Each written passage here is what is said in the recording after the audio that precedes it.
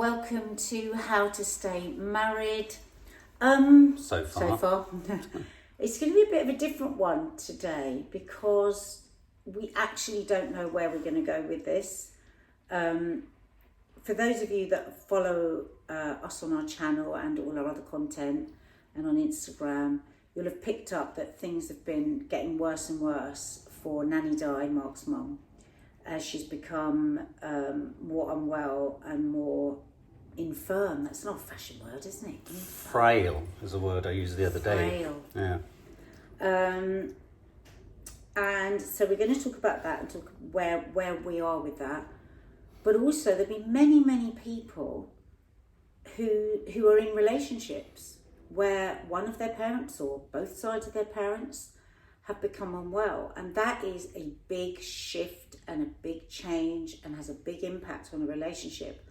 And actually we've been right in the firestorm of it, really, haven't we, Mark? So we haven't really talked much about that. So here we go. I mean, I've kind of touched upon it a bit in my mental health downloads, because a couple of those I've done as soon as I kind of have landed back near home after visiting my mum, and obviously going through the journey of a mother's frailty and getting ill and getting poorly and more frail, and you know, she's not old, she's 75, but given, I think she would argue, and we were discussing this, the lifestyle she's led, she's older than she should be, and that's where she finds herself. I do think one just needs to kind of just say she's frail and she's elderly, regardless of whether the fact that she's actually nearly 20 years younger than, say, Nadia's dad. Or my nan, who lived to 93, and my nan at 93 was infinitely more able-bodied than my mother is now. So how and why? And I think you know, it's important to say, and we know Nanny Dy would say this. Yes. You know, this is that she for a lot of her life has she's been an addict. Yes. And what a lot of people might not know is that Nanny Dy was put on a drug at a very young age when she was having a very serious time in her life, wasn't she? She was 14, 15. And a kind of drug that they would not put a child on now. And she went through a huge trauma. It's not our business to tell you what that trauma was, but I'm 100% convinced that that's where her addiction began. Yeah. She had a very traumatic thing happen to her, and she was acting out, and they shut her up with a heavy pharmaceutical. Yeah, she had, at like 15 years old. She had a very, very early life experience of substance changing how you feel. Through pharmaceuticals. Yeah, through pharmaceuticals. Through pharmaceuticals. Yeah. And I remember years ago talking to Tara Palmer-Tompkinson. Do you remember what I said? I do, yeah. And something similar had happened with her, where she was given a very strong drug. And I really do think this is a warning to anyone with children. Dig into any pharmaceuticals that your child might be given. I think it set off a chain of events. There's also addiction within the family. Yes. I think your mum, I think your nan wasn't the easiest woman in the world. No. We loved her, but I think she was a very difficult mother. I think she was a very old-fashioned mother where there was no feelings were allowed. And I think that, and then various other things set your mum on a life of addiction, on and off, wasn't it? Yeah, absolutely. And I mean, again, we're not going to give you a complete CV of her, but it does help to kind of understand a bit of the backstory. Just to give a bit of grounding, because I don't want us to be talking about where she's at now and it sound like we don't care or understand where it's come from. And within her life, I would say she's been addicted to many different things. She's been addicted to relationships. She's been addicted to, it's my mum's, but sex and things. She's been addicted to narcotics, as in illegal narcotics. She's been addicted to drink. She was addicted to exercise through what I would argue is probably my most stable years. Those stable during my teenage years. Very absent. She was incredibly absent, and it was really, really a horrendous living situation with the woman that she was in a relationship with.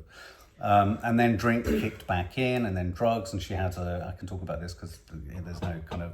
Oops, sorry, that was me. There's no ramifications for it. You know, drugs, addiction, suicide runs through the family. I mean, we're talking many generations back. And she also had a brother who was a drug dealer and a drug addict, and there was a lot of chaos and a lot of drug taking. And I know she took a lot of drugs with him and around him too. So she's had and she herself says, and I know this, and I witnessed it, and I rescued her from it, and I saved her from it, and I saw it and mopped up parts of it. You know, she led a rock and roll. I'm talking about her in the past. She's led a rock and roll lifestyle. So where we're at with her now in terms of her... Well, let's be careful with that phrasing. No, but I'm saying it in a way that's kind of, there are huge consequences. Nice to her. Yeah. Because a rock and roll lifestyle for a child is incredibly different. And the reason I'm saying that is because we are going to be talking about the way this is impacting on our relationship, and where I see things in the future, and how I see my role as a daughter-in-law, as a wife, as a mum, because I'm very protective of your sobriety, which you have maintained for over 20 years now. So, and now everything that's happening now is impacting on you. Not to the point where you're going and you're picking up a drink, but it's impacting on you. And so, yes, if we just go back a couple of years where your mum has started, hadn't she, to get worse and worse. I noticed it more than Mark, because as we don't want to see these things in our parents, do we? And I'm like, there's something not right with Nanny Dy. There is something not right with Nanny Dy. And actually about 10 years ago, there was something that happened, and she said, oh, don't tell Mark. And I was so alerted to it because I thought, that's not right. Right. And it was, we were on holiday in Cornwall, and she picked up a soup ladle, and she said, I don't know what this is. Right. And I was like, wow. It's a soup ladle. And she said, oh, don't tell Mark, she didn't want to worry you. And it was like, that was it. Ever since then, I've been like, because people think like dementia, Alzheimer's is just like, oh, you can't remember people's names and you get forgetful. Well, we can all be forgetful. We've all got over the top brains filled with too much shit. But things like that were everyday items. So I was just alerted, and then I noticed lots of strange behaviours that you didn't notice. That I just, and an anxiety that she didn't have before. But as I think is the way with all, I've had the same with my mum. If you just push through, and if you just try harder, and if you exercise more, and I'll take you on holiday, and I'll do all of this. I didn't feel the same way about it as you did, but I didn't say anything because I knew that was the way that you were able to cope. Yeah, so I was in denial. I don't think it's denial. I think you were in belief. I think there's a difference.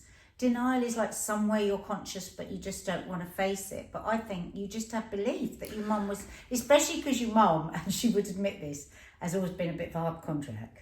Yeah. So you thought, oh, she's being lazy, she's pretending she's not. And so it's like, you tried the stick and the carrot with her, didn't you? I also, I was saying this to her the other day, I also am a real problem solver. So, I mean, I can be thrown by a situation, I can be thrown by a crisis or whatever, and we all respond differently. But I go into, I always sort of, whenever I see Maddie's boyfriend do the same thing, it's very similar. I go into, right, well, how do we break this down, and how do we step towards making this, and a small example of that, without, again, just talking about my mum's medical conditions. But, for example, I remember saying to her, for many years, I knew that the fact that she would, whenever she got breathless, stop doing whatever she was doing because she thought it was bad to get breathless, when I said to her, you need to keep expanding your breathing capacity, your oxygen capacity. This argument's gone on for years. And it's only when you get out of breath that you are working aerobically and your cardiovascular is good. And I said to her, if you carry on by this standard, you will diminish. And it's interesting, when I shared that with her doctor the other day, she said, well, that's kind of essentially what's going on here. And I've just literally come off a phone call to her physio, and he said exactly the same thing, that she's doing less and less and less. She's more fastly deteriorating in an exponential fashion through doing less. And that's where we're at in terms of her condition. That's both mental and physical. Yeah. And in terms of her condition, people that know us well here know I'm a cook. I love to feed people. I love, we're a family that talk about alternative therapies, we take our vitamins, we all talk about exercise, and Mark's mum has stoically rejected anything that we've said. In the whole 25 years that I've known her, no, 20 years, yeah, that I've known her, she's rejected every single bit of it. No, love, no, I'm going to have paracetamols all day. No, love. And like for years, like I've been picking up water and going, Jesus, what's that? And it's so strong with like paracetamol or Solbadine or whatever shit. And I've been saying on and on and on, this cannot be maintained. You cannot live, and those that follow our vlogs and everything know I've been saying, you cannot get up at 3 o'clock in the morning, have a pile of biscuits and cakes and not eat anything else all day. And so, you know, it is brutal, it is hard, but all of this has come home to roost. Just to give you an idea of where we're at with and why she's... And things really in the last... So she's been getting frailer and frailer and more unwell and more, I think, out of it on pharmaceuticals. Well, I've been really upset about that, cross with her, because I'm very protective of you. And there's been a number of times when you've come back from seeing her at the flat and you've been ripped back to your childhood because you walked in and you don't know she's what's out happening. of it. She's out of it. Yeah, I mean, and that risks your sobriety and your mental health. Yeah, and I think for anyone who kind of tries to understand mental health, it's not like it risks my sobriety. Like I walk out and go, oh, I'm going to have a drink. It's that it triggers memories, it triggers experiences. It's a reminder of times that she will have and has no memory of, where you are on your own and yet you really care for this person and you're really distressed by where they're at. And because they're high, and I've been around people who've been high on smack and all this kind of, you know... When you were a kid growing up. Yeah, exactly. You'd see it happen. And it's the same thing. It doesn't matter where that drug comes from. It's the same out-of-itness is the out-of-itness that was always the most unsettling part of my childhood. And also, you know, I mean... You know, obviously, we always say we will never edit any of these podcasts, but I'm going to say stuff and then you can decide. Also, I've seen our girls that are older now, but still, they're seeing what you saw. You know, when she stayed here and she's completely out of it. Yeah, it's and to me, it's no different. If you would be having more sympathy, well, people are sympathetic to you anyway, but they would almost be more understanding if your mum was drinking and was out of it. But it's the same thing with pharmaceuticals. She looks as if, you know, when she takes all these pharmaceuticals, to me, she looks drunk or she looks stoned. And also, she's you know, and I feel for her because, of course, she's riven by that the monkey on the back thing, which is she wants to, you know, numb whatever it is that she's feeling. Now, she's forever said it's pain. She got taught to do it at 14. Exactly. She's forever said it's pain. She's never been someone, my mum would admit this herself, she's never been someone who's wanted to do therapy, is interested in therapy. I don't watch your mental health things, Mark. It's too painful. I don't want to hear, you know. She runs away. She runs away from all of the complications of that. Now, that always screams out to most people, well, that's because there's probably a load of stuff that needs dealing with there somewhere. Yeah.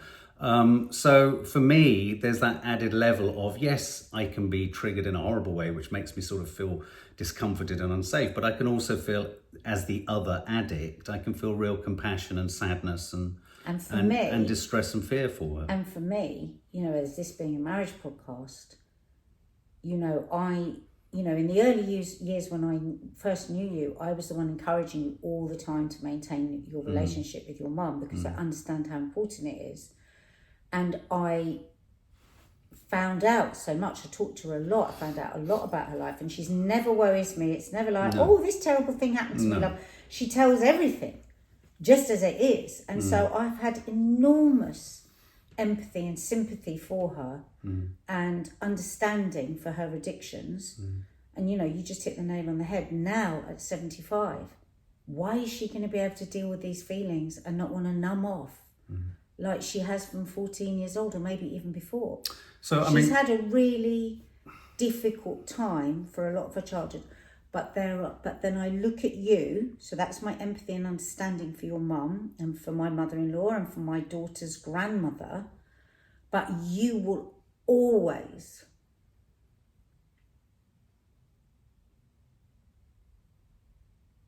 come way ahead of that. Because I know what it's taken for you to build a relationship with your mum. When she was never your mum, was she? She was too young. She was 18. She was caught up in all kinds of situations with all kinds of horrible people. And I don't think she was ever a bad-hearted person. No. And 10 years ago, whatever it was, she gave up alcohol, which was massive. But we didn't know, and it's crept up on us, the insidiousness of pharmaceuticals. It's crept up on us. We didn't know, because that's the way with addicts. They hide everything. And your mum has been hiding it.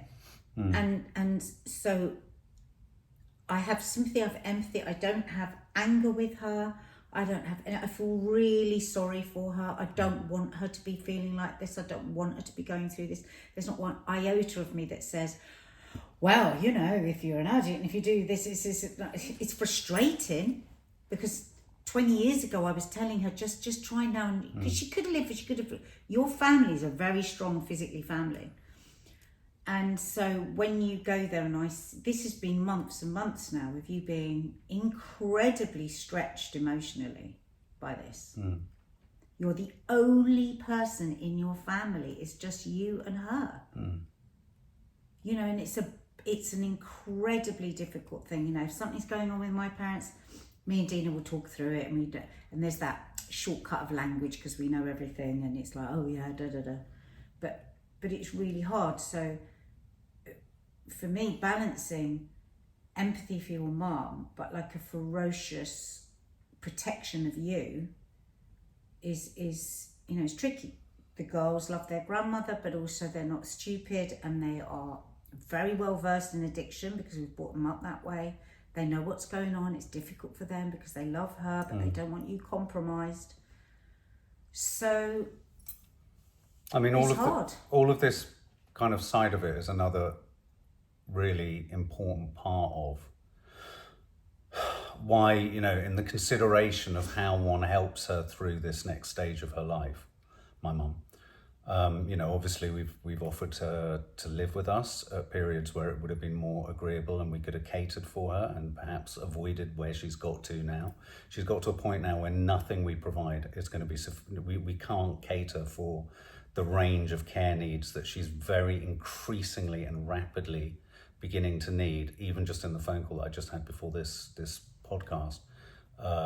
Things are accelerating. She's unable to do anything for herself. Things are accelerating, rapidly, and so it needs to be a retrofitting potentially of a domestic space, or actually a very, very specialist kind of care home that can cater for someone who's essentially unable to walk or move now. I think the part of it all that's really an unknowable, and I don't think gets talked about a lot, is I think lots of families go through that moral quandary of should we, how can we, how could we. She doesn't want to. She's never wanted to live with us. She's always said it. Like my Nanny Thelma never wanted to. They want to, she likes to be in her own space.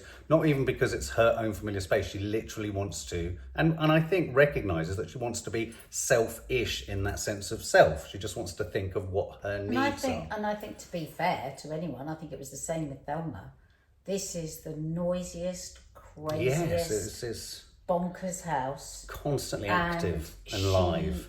She has always categorically said that she doesn't want to live here. Now, I've grown up in a culture where you have your parents come and say, and I've always said to you, haven't I? Your mum wants to come here. Absolutely. She comes over. She just said to you last week, she wants to come here. We'll make it work.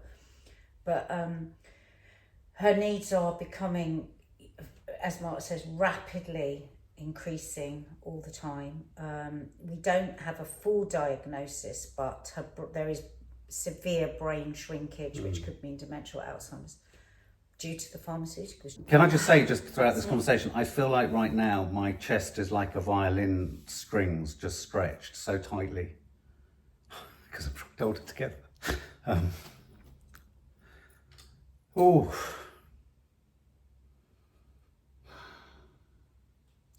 So the thing I was going to say was, which I don't think people talk about, or perhaps isn't thought about a lot in terms of the suitability or not of a parent living with you, is the issue of sobriety and the issue of the mental health of the children or the child, especially in this instance, you know, with me, because that is something that's very important. I would say that throughout my life, I've had to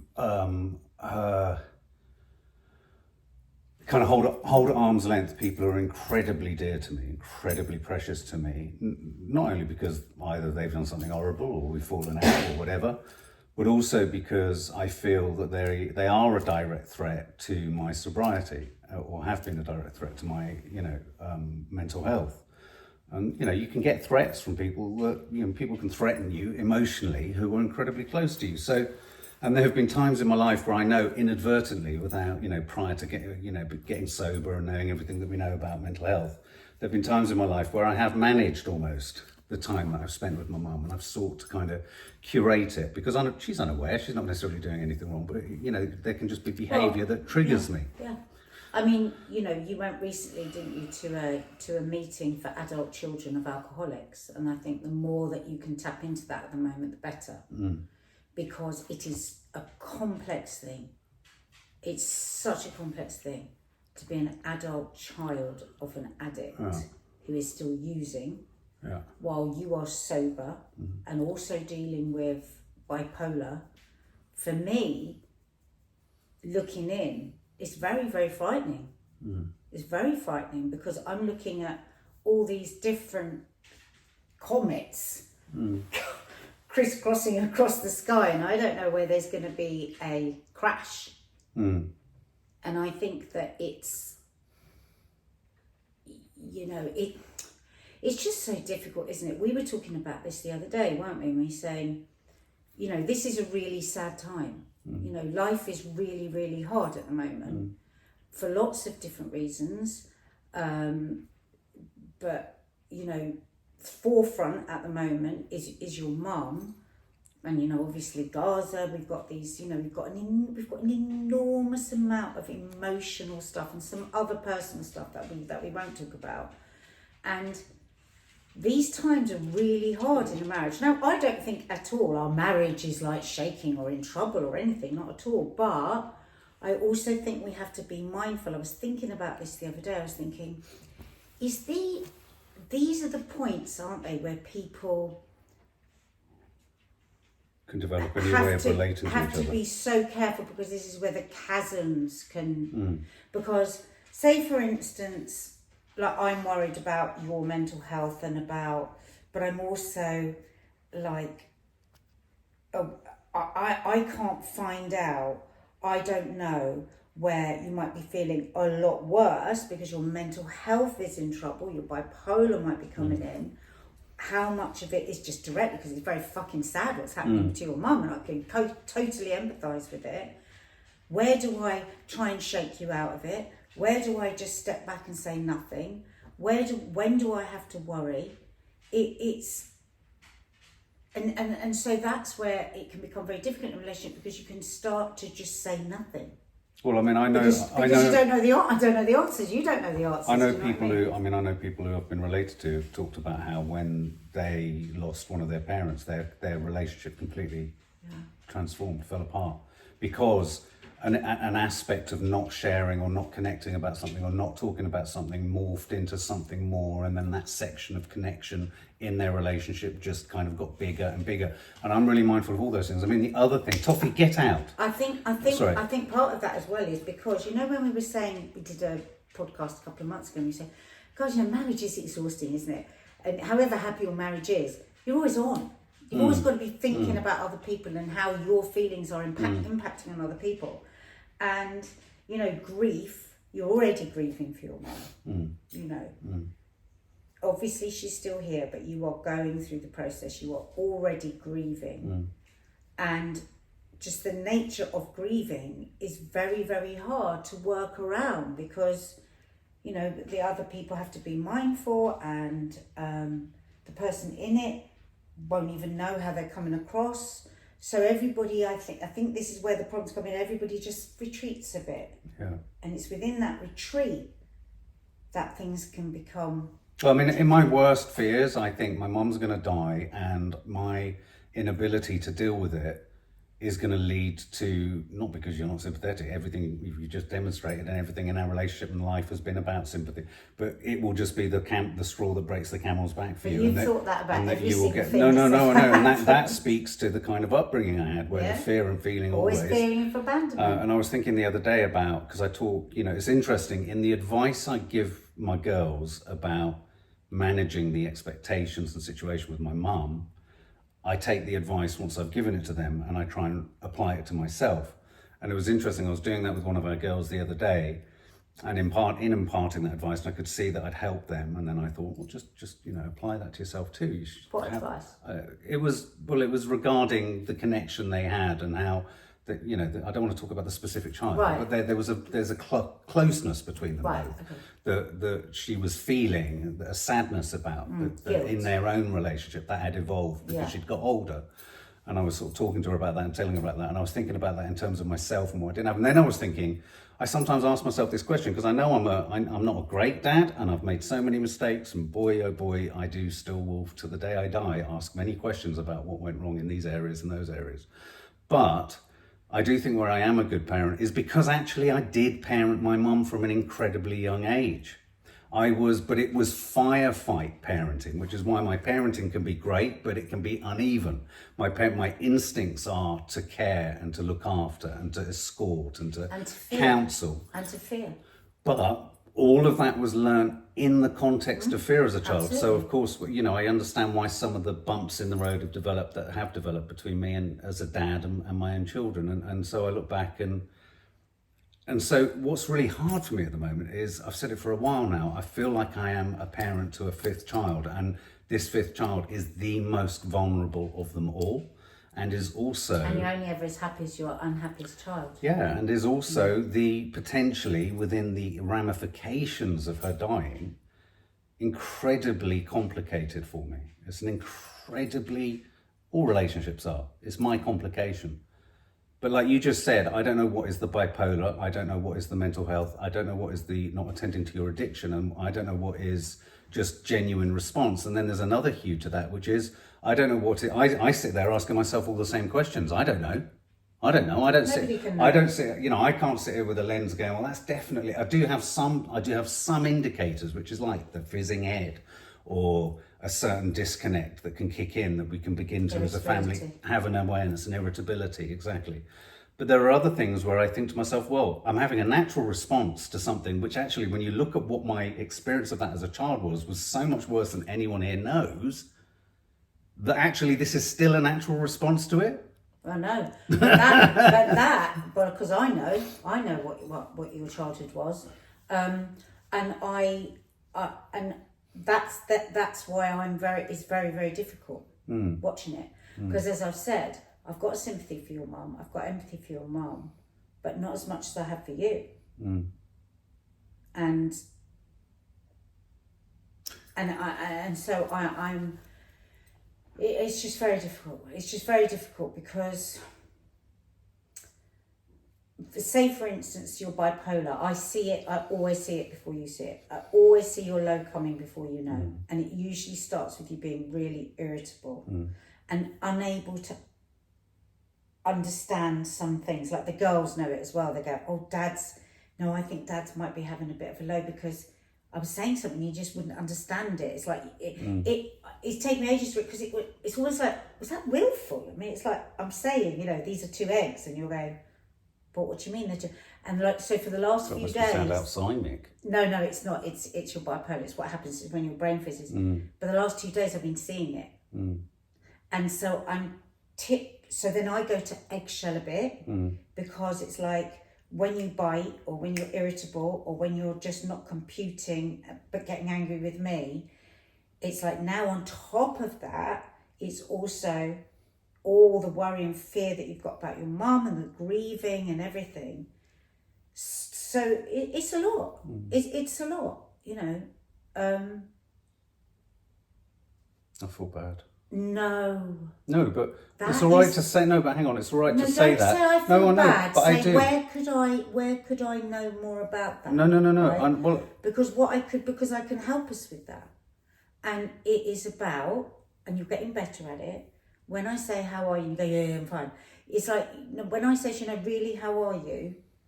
You just have to trust that, and you have to see that I'm asking you that for you to say, because when you try and hide it, it never works. You don't pull it off.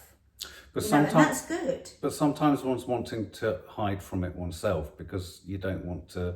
But then you can say, listen, fall foul of it. It's one of those where I am feeling really bad, but I just don't want to talk about it. And I'll be fine. I do that with kids all the time. So is it one way you want to talk about? But what I worry about is when you like try and mask, because what happens to you, you get a bit like narky, and then you start to dislike yourself more. Yeah. And then you go into your fear of abandonment again. Oh my God, I'm making her hate me because actually I'm disgusting. And you start to feel disgusting about yourself. God, I'm exhausted. No, but listen, it's fucking hard being a recovering addict. And you've done it in spite of everything. Your mum's never done it. All your other family members never did it. You're the only one, so you are fucking amazing. My therapist... But it's rigorous, Mark. It is rigorous work. And if you take your eye off the ball of all these things, I know it's hard, it's not fucking fair. I wish you didn't have to do any of it. But for you to maintain yourself, to stay well, you are going to have to keep your eye on all the balls. Well, listen, I mean, the one thing my mum's teaching me is everything I need to listen to about stretching, movement, not the obvious exercise, not the willful, I'm only interested in the star attraction, I'm not interested in all the boring shit around the edges. Around food, around fucking making sure. I mean, I'm standing there in my mum's kitchen the other day saying to her, how the hell are we going to get vegetables into you, mum? How are we going to get, and I'm thinking, this is all the stuff You're that exhausting. No. And I hear that and I accept that, and I realise that she's only 20 years older than me. This is weird. She's only 20 years older than me. But you're not a pharmaceutical addict. You take care of yourself. You're in a loving home. You love other people. You're engaged in your society. Don't start Well, no, my comparing. mum loves other people. But I mean, that sounded like you were saying my mum doesn't love other... My mum loves other people. No, my mum would agree. You care for other people. No, my mum would agree that she loves other people to a point. No, She said to me the other day, she said, you do know I love you, love. And I said, yeah. She said, I mean, as much as I can love anyone.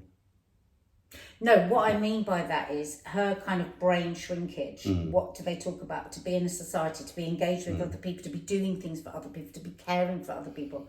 Your mum, and she would say this, she would probably have said this somewhere in the vlogs, she's always done just exactly what she wants to do for herself, right? So I'm going to tell you something that happened this morning that I had a thought of, and you're going to take it so massively and go, oh God, this is the beginning of the end of something. But that's also drama and ego, rather than actually listening to what I'm saying and thinking, oh, I can actually fix that. So this might seem really odd to other people. So you'd gone to do your exercise, just finished my yoga, and I thought, oh, I'll make Mark something to eat after his workout, because I could see you were really like... And then I just got this overwhelming feeling of exhaustion at the conversation I was going to have again. Because I was going to say, oh, well, no, nothing really. Oh, well, can I just have is this something I can just drink? Is this something? And I was just like, I can't do it anymore. I just can't do it anymore. I just want him to take some responsibility outside of working harder than anyone else I know and doing Joe Wicks. Those are the two things that you will always do with absolute consistency. But you will do nothing else. And I am exhausted with it, because I'm exhausted. To me, this was the other thing I was thinking when I was having a shower. I was thinking, God, are you a bit hard on this? Worrying about him having a stroke.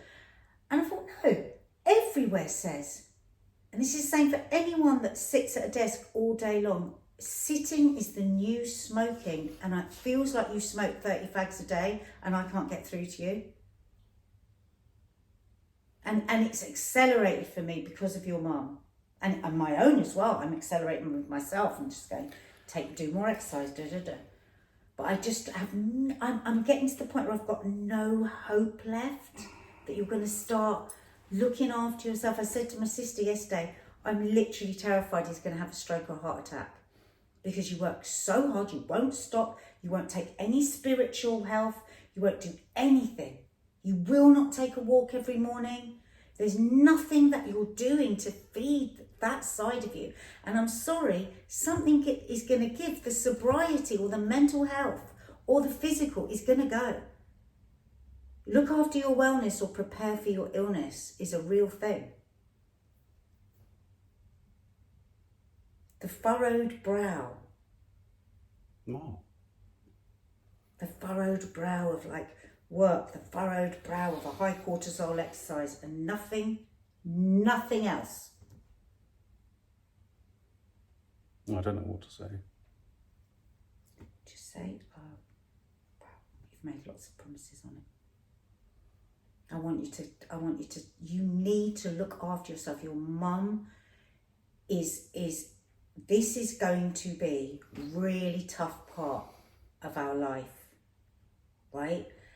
And you really, really need to pay attention to, you know, what is it they say? Put the oxygen mask on so you can help the others. And like for how much I love you, you've got to help me with that so that I don't have to worry so much. It's weird because in so many ways I feel like you're basically smoking 45s a day with the stress. I know around food I'm not, and I need to change that. I know that around food I'm not.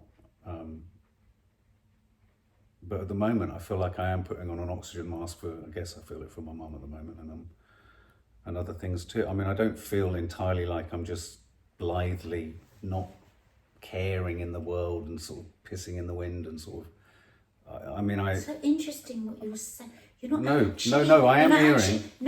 You're not actually answering what I've said. I didn't say anything about pissing in the wind. What does that mean? No. I mean, I'm being what disrespectful to the idea that I need like I can feel a lot with my mum that I'll say it, Mum, if you'd taken more fucking responsibility, I wouldn't feel so fucked up about so much that I am at the moment, and so much advice that I've given her. Where are you feeding your emotional self? And I know that you feel something similar with me, that you haven't, but you know, I feel I haven't felt selfish in the way it's played out. I don't look at the way that you were here. I'm not hearing it. I'm just trying to process. The way you're answering me is not in what I said. I didn't say you were being selfish, and I didn't say you were pissing. Well, it is selfish. No, but I'm saying it's selfish. I'm saying it's selfish. What you're saying is the fact, and I'm saying no. Well, hang on a minute. That fact of behaviour is selfish. But in a way, the way that you're answering me is with smoke and mirrors. Because what you're doing is you're not really answering what I'm saying. Well, no, because I know I can't sit and say yes, I'll do something because I've said it. Whereas if you say, so what I think you could say to me is, God, Nadia, I can really hear you there. I can hear you really actually upset. Yeah, I can. But what I'm hearing you say is I'm hearing you go to a place of defending yourself rather than, I don't feel like you heard me. I don't think you heard my emotions. No, I've heard you. I'm embarrassed about it. I don't think well, that's different, but that's more real to me. I'm embarrassed about it because and what I'm doing is drawing a direct parallel between it and how I feel my mum hasn't taken that responsibility and not thought about how that responsibility is an act of kindness to others. I have not thought about my health and welfare beyond things like, what a major one, stopping drinking as an act of care for those I love. And maybe I am coming to it because I have had zero understanding of that from my family maker. My family could not be more opposite to yours in not valuing the stuff of all this stuff, of health and care and self-care and self-ritual and space and all that kind of stuff. It's just not been there. But you've been with me for over 20 years. No, I know. Do that with our children. I know. And perhaps you've helped too much, and perhaps I've lent on that too much, and I apologise for that, and that's why I don't say it, because I feel embarrassed. It's like, fucking hell, everyone will sit and think, God, is this fucking grown man not able to fucking boil an egg? Well, and I haven't, so I feel embarrassed. I feel slightly humiliated by this exchange. Can I be really honest? You've gone to ego instead of going to a good place, and this is why this is a really good and honest and raw conversation that you will not fucking get in podcasts, right? What you are doing is you're going to a place of fear, right? And you're panicking about what you might have heard and how people will be thinking of you. And that's when I feel loneliest, the most lonely in our marriage, because you're worrying about what everybody else might think of it, you're going, oh God, does someone say, I just want to tell you this. If they're really simple things, but they're so hard. You are amazing that you've stayed sober. You're amazing you stay consistent with your exercise, with all of that. What I'm saying is the people that are really close to you, that really love you, me and the girls, have too many conversations behind your back where we're saying, what are we going to do? What are we going to do to make him just like look after himself better? And it's not because you're being selfish, it's because you don't have the self-fucking-worth to do it. I don't look at you and go, oh, you're being so selfish. It's not the same as with your mum, who's just willful and just, you've had a pattern put into you from your childhood not to care for yourself, not to do, I get that. But, and this has been many years of me saying this same thing, and our regular followers will know this, but why this is relevant within this particular conversation, talking about your mum, talking about the next hurdles within our marriage, the next really tough bit in our marriage, which is looking after your mum, looking after my parents, is you will not make it. Now that this extra pressure is going to come on, all of our pressure, you will not stay well if you don't start really, really looking after these other things. Do you remember when Hannah, this is the gut lady that we saw, said to us, the thing is about Mark, because of your nature, you are able to continue on and on when somebody else would be in bed ill in a hospital. That was the most stark warning you've ever been given, because what she was saying is that is how you'll end up. And I just think we've got so much pressure on us, things that we're not going to be talking about, but also Gaza, your mum, all of this stuff. And I just don't think you can put another great boulder on your back. So basically you're saying I'm doing exactly the same thing as my mum. In a way, I am. Well, no, because your mum's has never been about boulders. It's never been about you looking after more and more people. Your mum's just a hedonist. It's not the same, and I don't want you to draw the parallel at all. No, but I'm drawing. Yeah, but forgetting what even you've said, and I hear you, and I hear what you're saying, and whether it be ego, maybe sometimes good results, changes in behaviour happen because of a bash to the ego, so that's fine. I can weather that and think about that, but I do feel, I feel bad, and that's fine. I'll get over that. Do you hear the love in it though? But yeah, when you say that you feel bad, do you hear the love in it? Yeah, of course. Or do you just think that I've attacked you? Because I haven't attacked you. Of course I do. I don't. Yeah, no. Absolutely. I'm desperate. I'm desperate for you to take care because I don't want to be in a hospital thinking, why didn't I push? No, and I think it's really important that this conversation is happening now because I feel like I'm drowning, and I know. I can see the conversation that my mum had with me the other day, where the long and the short of it, she's talking in terms of how I'd feel if she died, or was she talking in terms of if she took her life, or and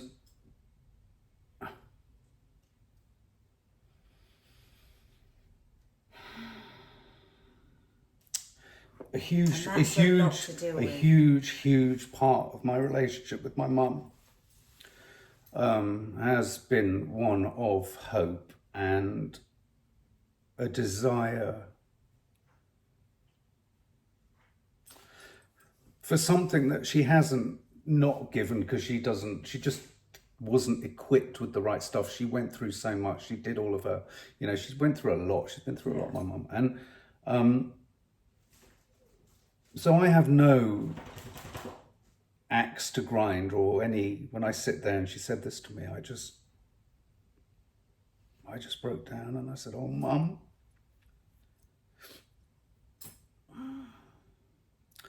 I've got so used to looking after her.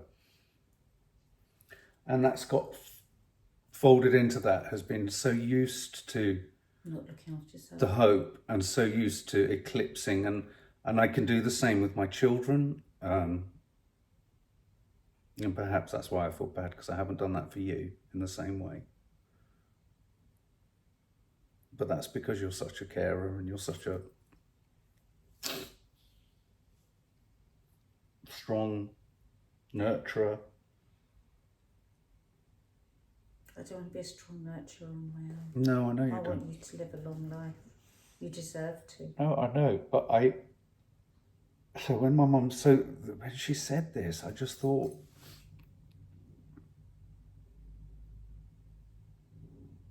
how the fuck do I deal with that?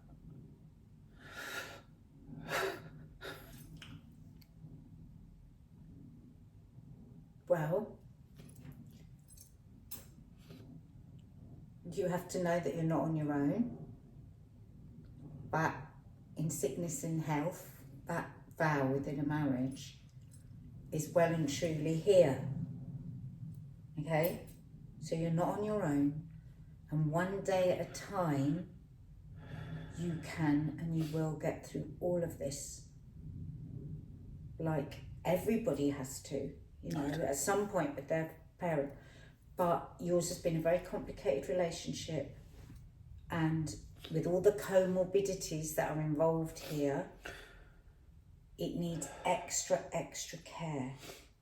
So you need to be tapping in to adult children of alcoholics. You need to be going to AA.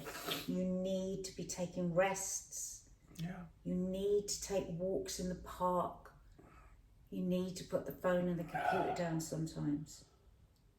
You need to think, oh, have I eaten yet in the last 6 hours? You need to...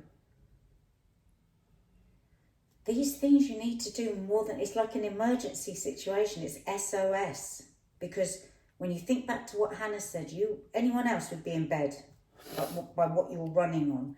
And there's a massive extra boulder being put on your back and you've got to keep walking up the hill. And I don't think that at this moment... I think at this moment, you're very vulnerable to that. Whether it's going to be your physical health, your mental health, or your sobriety, you need to really... And it's not huge things, Mark. It's not huge, impossible things. It's about self-care. And the thing is, it is so different from your mum, because your mum is, and I do love her for it, she's a hedonist. Yours comes from low self-esteem and not thinking you're worth it, and always being on a racetrack. It's like one of our daughters always says, and she sent you a meme, didn't she? And she goes, what is he always rushing to? What is the rush? You've got to turn the dial. Everything that we do, it's like a bull out of a china shop. You go full throttle. It's like, nobody can keep running on this like empty tank.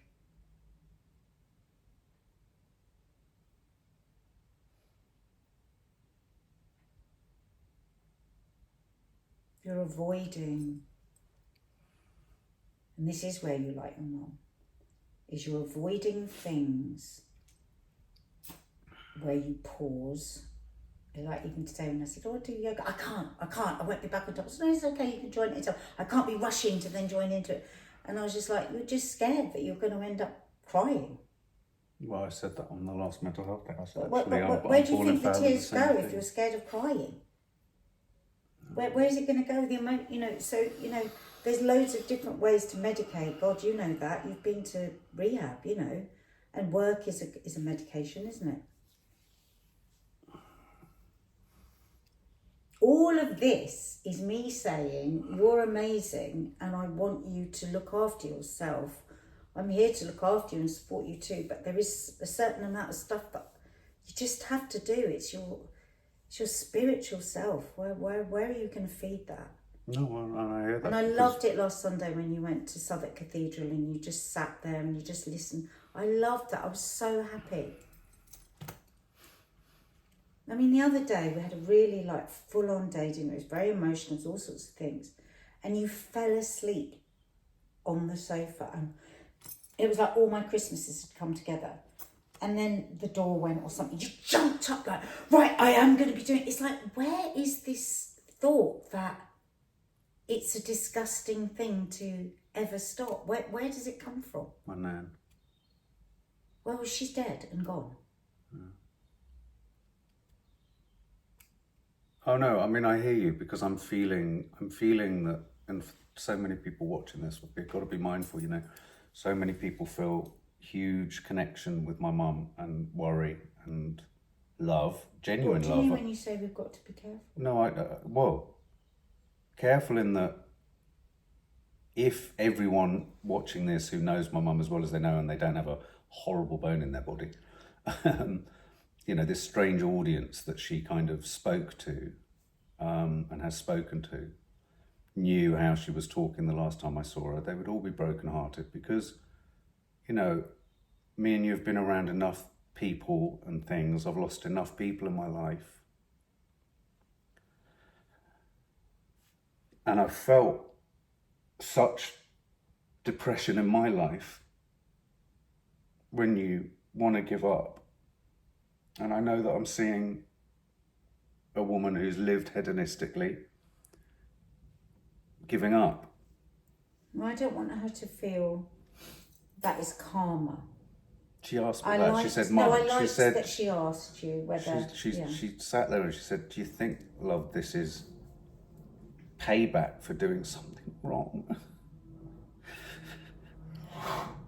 And you know, and that's not the right way to think about it. It's payback. But you know what, Mark? Some people, when towards the end of their life, is when people learn the most about themselves. So if your mum is asking you really honest questions, I love that you answered her honestly. It's like, it's not payback, but mum, there is consequences to actions, and she knows that. She knows that everything will be ringing in her ears of all the years of us trying to get her to look after herself. A salutary warning to everybody. But when I said to her, I said, "Mum, I can't get you Solpadeine anymore. I can't." I said, "I've had serious conversations with the doctors about what you were taking alongside your prescribed meds." I said, we didn't even know how many prescribed meds she was taking. I can't do all of that. And that was when she then said, I felt, you know, the fear was, oh my God, is this the addict actually finally going, oh my God, my stash is going to run out now? I mean, I think she would find that funny. But she made me laugh when I'm in the hospital the other day. She goes, "In here, they seem to think paracetamol is drugs." It's like, they are. But it was they're extremely dangerous drugs. But it was at that point that she said, "How would you feel about? How would you think about me if I took my life?" And you know, you mustn't forget, her girlfriend took her life. We have someone else in our life that she knows very well. She's been involved very closely in the news around and the emotional consequences of someone else we know that's taken their life. And she's been thinking, you know, she said, "I've been thinking about them a lot." And I'm just like, "Mum,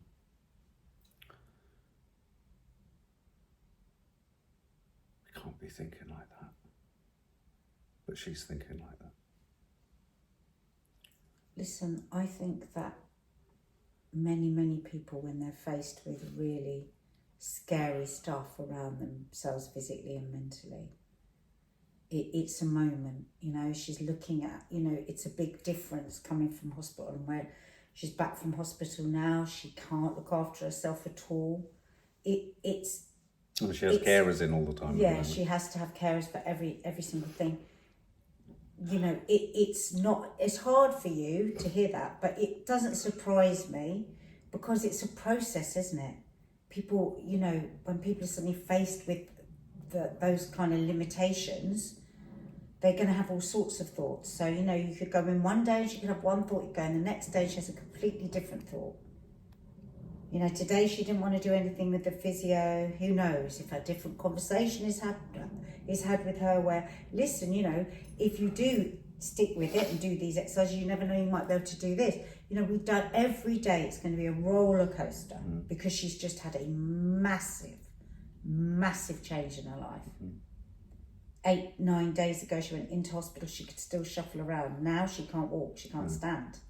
She's going to have real dips and real lows, and that's why, again, you have to really rigorously look after your spiritual health. You can't just run down to empty, because you were pretty close to empty before all of this. You have not got any reserve tank, Mark. Okay. I said with love, in sickness and in health. I've never so more felt the need, not in terms of the gender, but the need for the other parent in this situation. It's the only, you know, I know some people I'm friends with whose only children, you know, it's hard. it's a curveball. But interestingly, I've seen many comments from people saying, "Fucking hell," you know, it can be a fucking nightmare as well. Yeah, I mean, yeah, I've got friends careful. that have had both of that, where you've got both, and because don't forget, you know, when you've got as parents get older, they get less able to. Sorry, it's just giving low battery again. You know, as parents get older, they get older together. Yeah. You know what I mean? And so, like, you think, oh, you'd lean on the other parent, but it doesn't work like that. No, I don't absolutely. want to lean on my parents I think in any it's way, because so great. I want them to not have... I'm so pleased for your parents that I know they drive each other mad, they have each other. Oh, my God, so pleased for myself. It's such a... So pleased that they're next door. Yeah, and the other day, the way they talked to each other and they held each other, and I was just like, fucking hell, this is Shangri-La. But your mum never wanted No, I it. know. This is what you've always got to remember, Mark. And this is the great thing about Di, and I've said it to Di. She's lived life exactly how she wanted. Not everybody wants it. Your mum didn't want to be a couple. Your mum had a million people that would have married her and loved her. And she wanted this. My mum and dad always wanted to be together. I always wanted to be together with somebody. You know, and there's loads of people that never wanted to be. You know, so it's she'd be your mum would go, oh God, she's not very well, you know, whether she would be with a man or we don't know. You know, she wouldn't, it would be a burden to have another person. She's always isolated. She's always wanted to be by herself. Mostly she wants to be by herself. That's just her nature. We're just very Rustling in a bag of meds. Yeah, but that's what she's like. You know, she'll be naked if she wants, have 50 cups of tea with nobody nagging her. She does not like to be nagged because your nan nagged her so much. Everything about Nanny Dy has been, nobody told me anything. Nobody nagged me. Nobody asked me for anything. Nobody try and trap me. Nobody. I just want to be... And that's how your mum's lived. So if I were you, even though this is all tragically sad, at least you can say your mum lived life the way she wanted to.